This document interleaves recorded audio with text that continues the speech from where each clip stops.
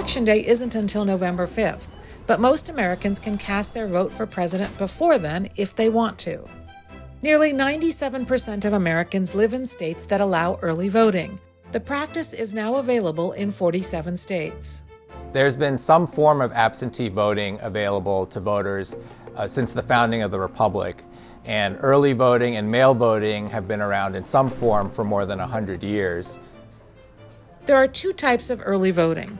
Citizens can vote in person at designated early voting sites, or they can cast their vote through the mail with a mail-in ballot. So that they don't have to vote by standing in line on voting day. They can do it from the comfort of their home. It's very convenient to just drop it in the mail. When does early voting start?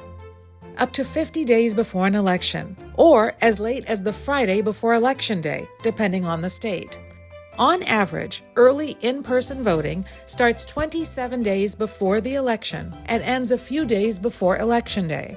The early voting period lasts anywhere from 3 to 46 days, again, depending on the state. The average is 20 days. And I chose to come vote early because, one, I'm going to be out of town. Two, never know what's going to happen between there and then. They can prohibit from going their lines, technical issues. So just get out and vote, knock it out, and just move on to the next thing. Americans embraced early voting in 2020 during the last presidential election, which occurred during the COVID-19 pandemic. Just 27% of people reported voting for president in person on Election Day. Another 27% said they voted in person before then, while 46% say they voted by absentee or mail-in ballot. This year, 40% of registered voters said they plan to vote before Election Day. I think life gets really busy, and this was a very big priority in my life, and also being able to vote early helps me kind of push others to vote early as well. Which political party benefits the most from early voting? In 2020, 62% of people who voted for Republican Donald Trump voted before Election Day, while 82% of Democrat Joe Biden supporters voted early. For 2024, 46% of Democrats and 31% of Republicans said they plan to vote before November 5th. But even if the voting starts early, that doesn't mean the counting does. In some states, like the battleground state of Wisconsin, the early ballots cannot be counted until in-person voting starts on Election Day.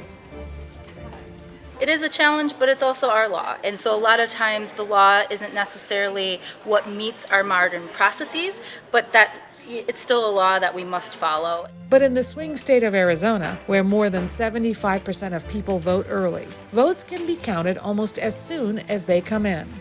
I think over 75% of Arizona voters choose to vote that way. Actually, about 3 weeks of early voting in our state, and we can start counting those early ballots right after early voting, right? So early voting starts, they can start counting them. There are 7 battleground states that could ultimately determine the winner of the 2024 presidential race. Only 2 of those swing states, Arizona and Nevada, can start counting the early votes before Election Day. Those first results we release after 8 o'clock, that's all the early ballots that they've really had sent in. The other 5 battleground states, Georgia, North Carolina, Pennsylvania, Michigan, and Wisconsin, must wait until after the polls open on November 5th before they can start tallying the early ballots. That later start could potentially delay determining the outcome of the presidential election.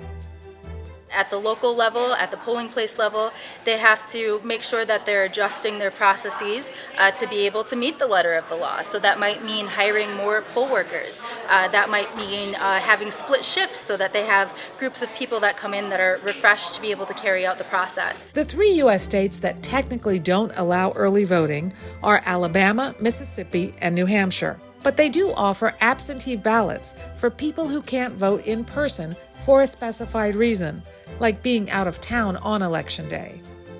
Everyone else in those states is expected to vote the old-fashioned way, by showing up to cast their ballots on November 5th.